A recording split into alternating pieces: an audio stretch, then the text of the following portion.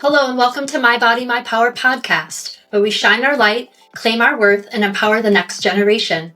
I'm your host, Kristen Rubis, a heart-led entrepreneur, mentor, and the creator behind the My Body, My Power movement.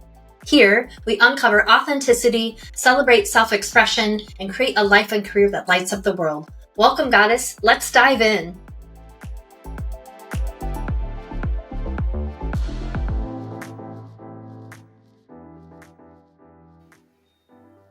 Hello, friends, and welcome back to My Body, My Power podcast. I'm your host, Kristen, and I am really grateful to share some time with Lisa Ostler, and this is my 5th interview. Thank you, Lisa, for being on the show today. Thank you. Yes, welcome. So why don't you tell us a little bit about yourself and the amazing work you're doing in the world? Okay. So where to begin? Let's see. So I am a registered nurse, and I've been nursing for 23 years. So literally half my life. Yeah. And I kind of did all the things, I used to be very much an adrenaline junkie. So I worked in the emergency department, flight nursing. Those were kind of my callings for many, many years. Oh. And then, of course, as one does, I started to burn out, and I started to shift my, belief, I guess, in Western medicine. I still think there's very much an important place for Western medicine. If I cut my finger off, I'm not going to go to a naturopath to put it back on. Yes. But I felt like we were really failing our community in the area of prevention and health education. And I learned this personally. I think I was 40 at the time, maybe just coming into my 40s. And I noticed that I was getting this rage before my period. And when I say rage, Kristen, full on rage. And so I went to my doctor and I told her, something's got to give. I feel like I am so angry. It's affecting my relationships. And her advice for me was to go on the birth control pill. And wow. Yeah, I was 40 or coming right into 39 going into 40. And my partner, who I'm still with, he had a vasectomy. So I didn't need birth control. And so I was like, no, I'm not really okay with doing that. And she said, well, there's nothing else we can do. Wow. Needless to say, she got fired quite quickly because I was like, no, there has to be something else we can do. And so I went down this just started educating myself as a nurse, and even as a woman, I didn't know a lot of things about our menstrual cycle. So that kind of opened the door. And then at that time I had shifted into how also I was educating, what courses I was taking. I've always been a lifelong learner. I always will be. But I started taking this nurse coaching program, and it really opened my eyes to the idea that nurses can have our own business. I was trained, as most nurses are trained, to work in the hospital. I believed that was the only place for us, or at least working under a doctor. And so when I took this nurse coaching program, it really was educating ourselves on how, as nurses, we're experts on health education. That's what we do. We're experts on supporting people and encouraging and guiding. And so that's just kind of got the ball rolling for me. And I was still, of course, always working in the hospital. It took me a very long time to actually be okay with leaving the hospital because it was my security blanket. It was where I made my money. And so, in and around that time, I took the 200-hour, yoga teacher training, at the Yoga Loft. Oh, nice. Yeah. God bless. Bless the Yoga Loft. We love you. We miss you. Totally. And so that was then I was able to oh my God, I could bring yoga and nursing together. What? This is actually a thing. And so then it just opened the door. I focused a lot on in and around that time around my yoga, just trying to learn as much as I could and practice as much as I could and teach as much as I could, and just really kind of dove into that side. Fast forward to, almost 5 years, then I started, I guess it was last year or 2 years ago, I can't remember. I started my 300 hour, and I decided to do my 300 hour with a focus on Ayurveda. I had known a little about Ayurveda just from being in yoga trainings and just in that kind of environment, but I hadn't taken like a deep dive or anything. So I did my 300 yoga teacher training with a focus on Ayurveda. Wonderful. And then I really love my teacher and I love how she teaches. She just really resonates. So I signed up to kind of go further. And so at present, I'll probably be in school for I've been in school now for a total of 3 years, I think, almost 3 years. And I think I still have about 2 more to as far as the Ayurvedic education? Yeah, to go Okay. because I will finish and then I have to do a big practicum, which is like 6 months and stuff. So Cool. that's more on like dealing with more of the health consultation side of things. And so then while in the program, I took kind of like a side program on panchakarma. So the sacred body work that we do in Ayurveda. And just so I can, have kind of the full circle, full aspect. And so that got me to open up Sacred Juniper, which I just did in January. Wonderful. Congratulations. Thank you. I'm really excited about. It's the first Panchakarma clinic in Olympia, which is really cool. Mm-hmm. And I offer, just consultations around Ayurveda, helping guide people to work on their digestion. That's kind of where we always start in Ayurveda, is that digestive fire. And then incorporating the body practices. So whether it's an abhyanga, like a full body oiling, garshana, dry brushing, which is really important now coming into spring, that lymphatic drainage. And so it's really opening up to this dream of mine, is to like give women a place to feel heard, that we're not rushed. I have like 2 hours for each consultation. We come in, we're drinking tea, we're just kind of sitting and chatting. And then I'm there to try and create like a protocol in a way, a session to help with what they're seeking, what imbalance they have. And I make oils with the herbs that'll help them find more balance. And it's just a really beautiful experience. So I'm really, really excited about it. Yay, congratulations. That sounds amazing. You. Yeah. And so I still work as a nurse. I work for the county in public health. I don't know. I did finally leave the hospital. I do enjoy my work. I don't know if I'll ever leave nursing wholeheartedly. It is, as I said, I've been doing it half my life. It is a passion. It's an identity for sure. But working now in public health. And so I work with a focus on maternal and infant health and really trying to move recommendations forward, trying to figure out where our gaps in services are. And so I like this kind of aspect. It's really around that prevention and health conscious, health forward. So wonderful. Yeah. Beautiful. And then have you incorporated the yoga with the nursing? How you kind of came to that? I did a course for a couple years, yoga for nurses, and I really, really enjoyed it. I no longer work with that company. It may be something I come back to in a couple years. It was an online program, and it was just teaching nurses yoga, like the postures and everything, but also teaching them about the yamas and niyamas, and especially the yamas, the ethics of yoga, because they're almost identical to the ethics of nursing, but they're just softer. The way they're shared, and they're just, they have just come from a more place of joy. And so I find like teaching nurses that, and it was just the focus around burnout, how we need to heal ourselves first before, overflowing our cup, so that we can care for others. And it was a really beautiful program. It was like 10 weeks. So I'll probably come back to it at some point. I did really enjoy it. So good. Yeah. Awesome. Well, what was a pain or struggle that has you turned into that source of power? A pain or a struggle? For sure, the time and financial burden of doing all the training. That is a big burden.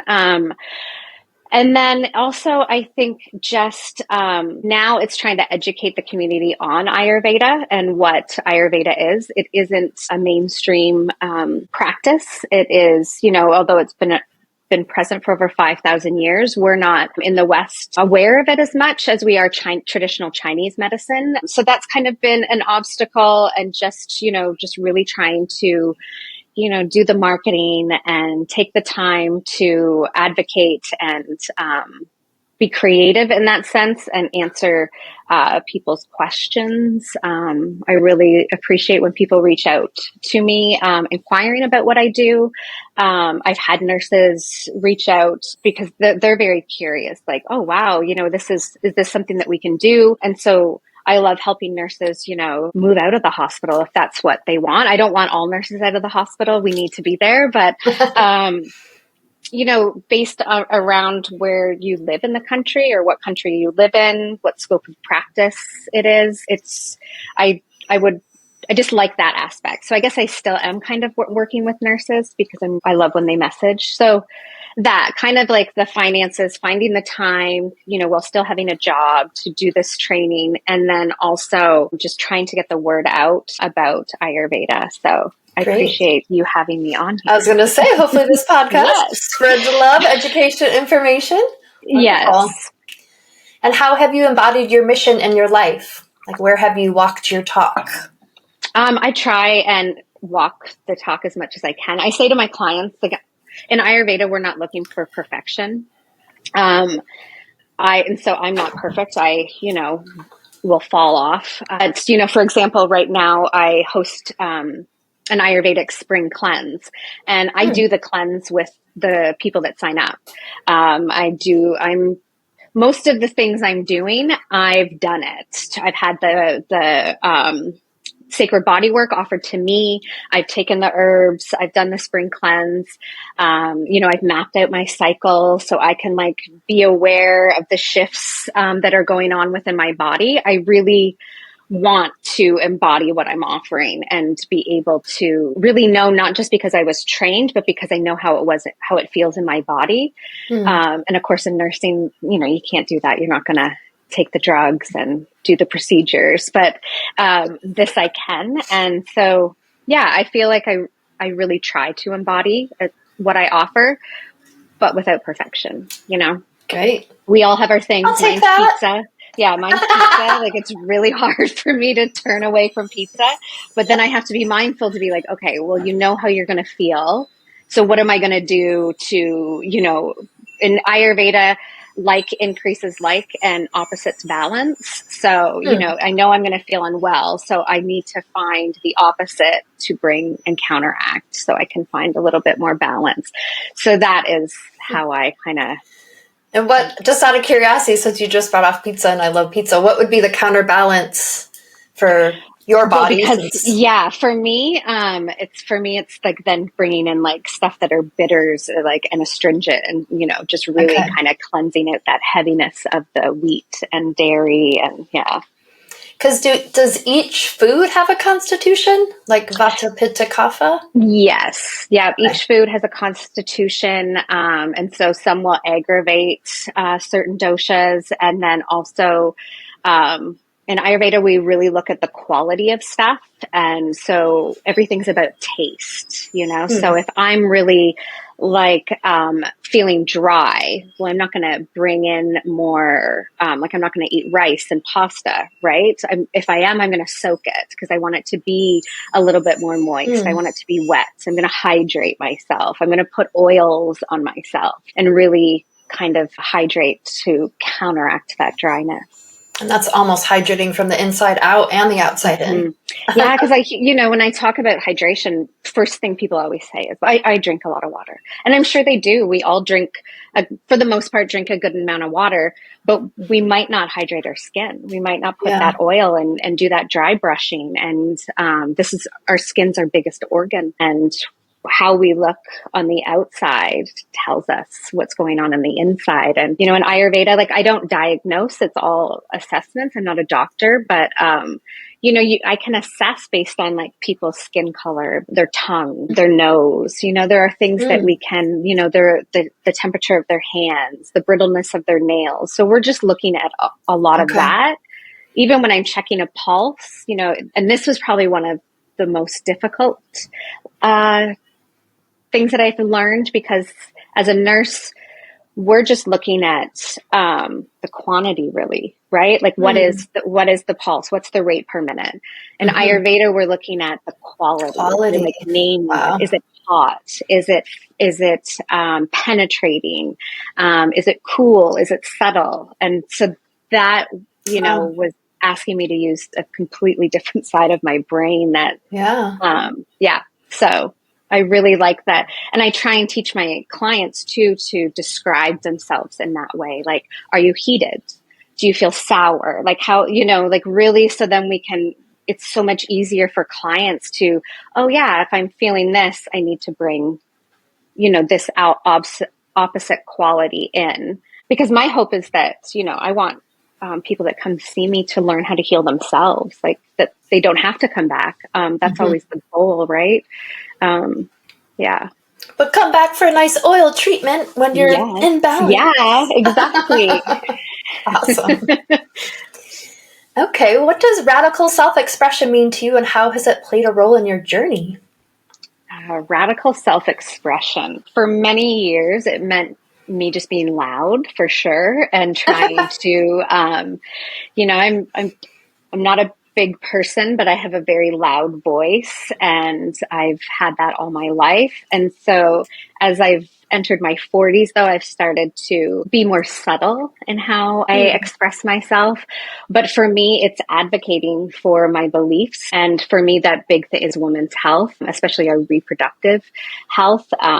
And so it's sometimes sharing things that people might not enjoy, but they don't have to look at everything, right? But I'm a little bit verbally more quiet in that. And also it's just educating myself, making sure that I'm learning and I'm aware of what's going on. I think you and I joked, like I had an astrology reading and she told me that I have to be paying attention to the news right now. And so a lot of people are the opposite. And I'm like, okay, don't worry, I'll keep you up to date. Like, but it's just also, I've never been a very vulnerable person. So radical self-expression is vulnerability too, for me, being able to, be open about how I'm feeling, and, both the light and the dark parts of those, for sure. And that shows up a lot in my relationships, that radical self-expression, trust.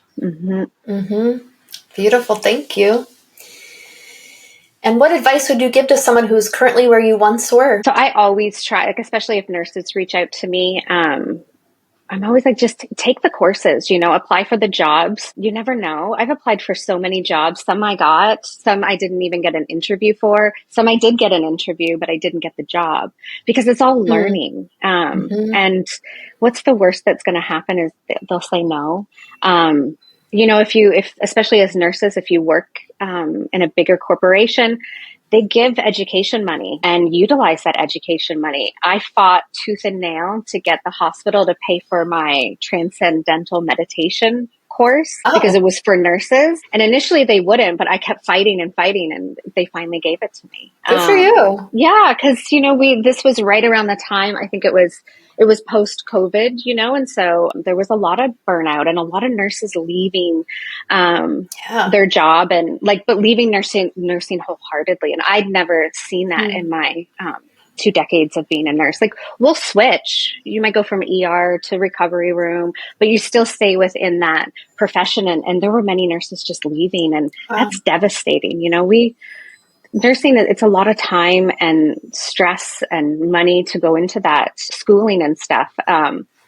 So I'm always like, where else can you go? Right? Like, if you're curious about wellness, start with the programs, educate yourself, get those certificates. And I think nurses are pretty great with that, because of our licensing and stuff. But I don't know, when I was really burnt out and I thought, like, well, what do I do? Like, I can't, there's no way I can find an area for my career that I'll be passionate about.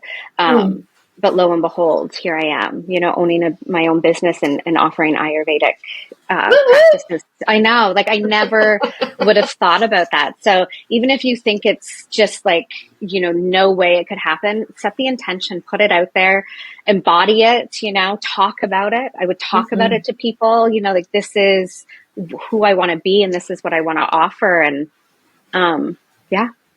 and work at it. Exactly. It's hard work. I will admit, and also ask people. Again, that comes to that radical self-expression. I've never been one to ask for help, but I have asked more people in these last few years to help, and what I have been given in return. And sometimes it's an exchange of energy too, right? Like you come and, I'll give you a treatment and, if they're helping me or something, but I've learned so much too, and realized that people I know in my life that I didn't know were doing things. And now we're able to like work together or collaborate, lift each other up. Yes, please. Yes, exactly. Yes, please, and thank you. Please. Yes, seriously. Okay. What is one message or insight you believe the world needs to hear right now, and why are you the best person to share it? That women will make change. It's time. It is time. We keep preventing this as a society, and it's just time for women to take the lead. Why am I'm a woman? It's one thing that I'm an expert at is being a woman. And so I know that we have the ability and the compassion and the drive to make positive changes if we would all just uplift each other a little bit more and believe that we can. There was something that I don't know, it's probably like on Instagram, and I saw like they burned the witches and forced us to fear the witches, not the people that burned them, and right. and it, like we're the magic makers, yo. Yeah, you don't want to get rid of us. we are the healers. It's in our blood, it's in our genes, it's born within us, is to heal and care for each other. There's a reason we can carry another human in us, right? Like we are powerful, and I just really think that the more we team up, because we're not going to do it alone, nor should we do it alone. We do it better together, for sure. We're more powerful. Yes, ma'am. So, yeah. And I'm grateful we're on each other's team. Yes, me too. Well, and just riding right into what does my body, my power mean to you? Yeah, that my body, my power, my body, my choice, like that is what I think most women want choice. And I'm not saying you have to be pro-abortion or it's choice. It's us having the choice. It's us not living in fear. It's us of being able to know that I am going to have the right to make the choices that I can for my body, that it only affects me in that moment, and knowing that. Like sometimes we get focused on things and it's none of their business. Like it's none of people's business. But yeah, my body, my power, that is completely what I believe in. I think women are very powerful. We have these sacred, beautiful bodies that align, that live by the cycles. I'm obsessed with cycles, whether that's the moon, menstrual cycle, seasons. And we are powerful and we align with these cycles. And we've been forced to live in this like linear world, and it doesn't fit with who we are. So yeah, shine bright, be powerful. Mm-hmm. Yes, please. Yes. Well, okay, Lisa, is there any events or things that you have coming up that you want to share with our listeners that they could participate in? Yeah, there's a couple, like I teach at True Self Yoga on Tuesday evenings and Saturday mornings. And so a lot of my workshops are through there. I'm just starting a series. It's going to be like a quarterly series, and it'll consist of 1.5 to 2 hour workshop at True Self Yoga. And then we'll be meeting to go out for dinner, supporting some of our local restaurants, especially downtown. Yeah. And so the first one is April 26th. It's sold out, but I know, I'm excited. I think that's awesome. The next one will be in August. I talk a lot in my yoga classes about community and cultivating community. So social isolation is like a pandemic right now. And so then I was like, oh, well, like I should take this off the mat and encourage it, right? Because especially in yoga studio, we practice with the same people 9 chances out of 10, but we don't really know them. And we're spending an hour with each other every week or multiple times a week. So I have that coming up. And then, my business is open, Sacred Juniper. It's on the west side in the same building as Derma, if you know where that is. And I'm always trying to come up with new and exciting offerings. So right now, I'm really uplifting the seasonal reset one, and I will just kind of be hosting those ones just as we transition into different seasons, and especially winter to spring is one of the hardest ones. It can cause a lot of imbalance. Winter is like, it's really heavy and we carry a lot of stuff. And so coming into spring, we need to release a lot of what we've carried. We don't need it anymore. You think about gardening, right? Like we have to plant seeds, and we have to do the same thing with our bodies. So we need to make space, right? We need to get rid of the weeds. We need to tend to ourselves. So I have a seasonal reset, which has some sacred body work. And then also doing the spring cleanse right now. And I do those every equinox. So, great. And it's fun. We get I think I have 6 or 8 people in it right now. And I have 3 live Zoom calls. But you get all the information, and it's, and you're walking people through it for that whole time. Mm-hmm. Yep. Yeah. Wonderful. So, and again, it creates a nice community. We all know we're doing it together. And so those are probably the biggest things coming up. Yeah, and are you just focusing on women in those cleanses? No, anybody can come in the cleanse. Yeah. So at this point, I think I only have women in on this one, but usually I've had a few men. Okay. And same thing with the workshop and dinner. That's, all beings. But Sacred Juniper is focused on women's health. It is focused on women's health. There are a couple men that I do work with. I don't do the body practices on them. As you know, they're very intimate, and I just personally, as a practitioner, am just wanting to create this very safe container for women. We'll see how this opens up later, but right now, And is there a different, like you're working mostly with adults, but just in My Body, My Power programming, we're serving 8 to 80-year-old she-they humans. Do you ever work with teens or tweens in your practices? I have not, in the sense of closely. I've worked with my friends' children and helped them, especially around menstruation. So with cramping and heaviness, and then also teaching. I like teaching tweens and teens how to map out their schedule, map out their cycle, so they know, what's going on in the body as it shifts into these different stages of the cycle. And it's things we were never taught. At least I wasn't taught. Now, no way. Yeah. So, it was, I remember when I first got my period, it was just my mom didn't tell me much about it at all. And, so I love working with teens, in that area. I know I would love to get rid of the stigma around menstruation too. It's very powerful. It's also a, internal built-in detox system that we have, as women.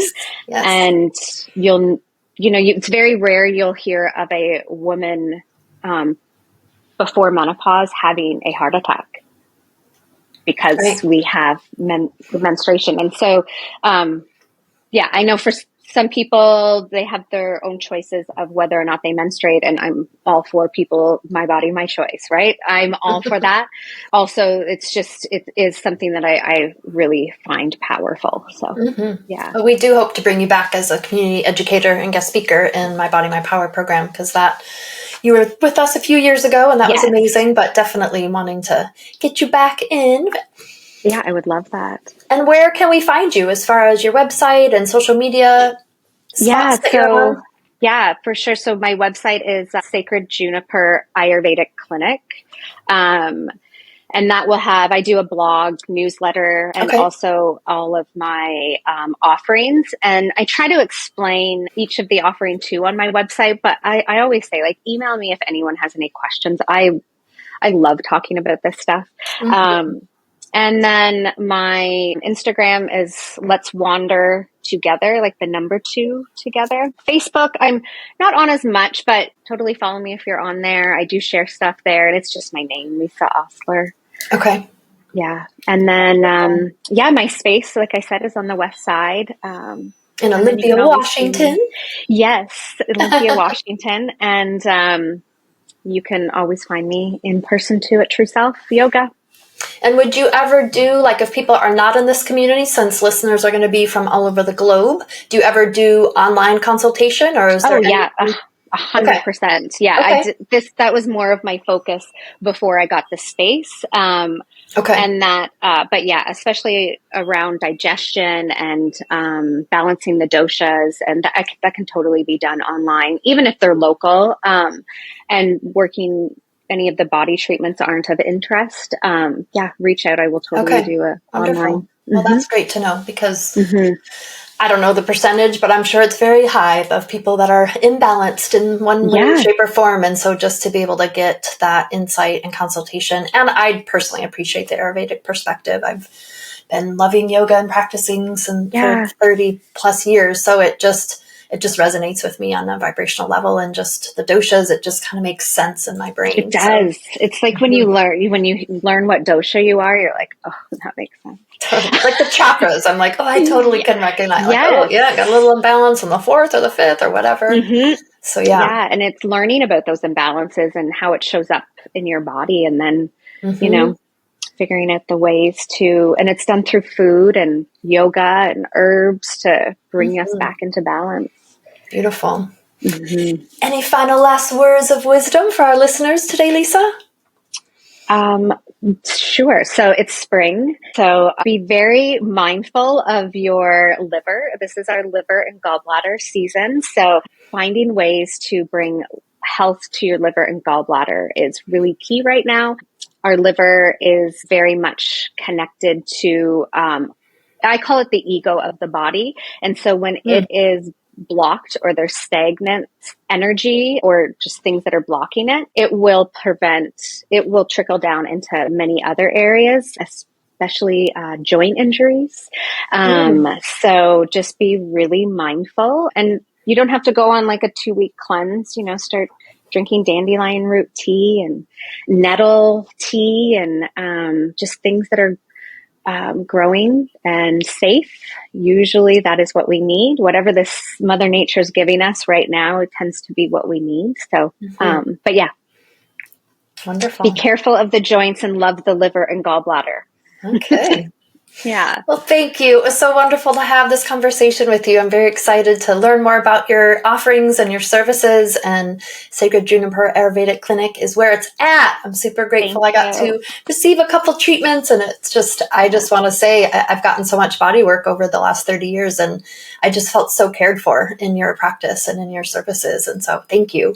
And I'm really grateful that you're here offering this for women. We need it. We need it the most. Yeah. We're doing all the things. So able to be seen and heard and nurtured and nourished, all of those things. Like, if that's the only way we're going to make it to be these badass leaders that we are, we've got to take care of ourselves, fill our cups. It's overflowing. You have to. So thank you for saying that very much. I love that. Yeah. Awesome. Well, thank you, Lisa Ostler, for your time. Many blessings. And we will circle back on with you. Maybe when you're done more with some of your training, we can come back and just have more of an Ayurvedic focus and do a little more educational information for folks. Yeah, awesome. I would love it. All right. Well, thank you, Lisa. Thank you to our listeners. Have a wonderful evening. Community Power rocks. Bye, Goddess.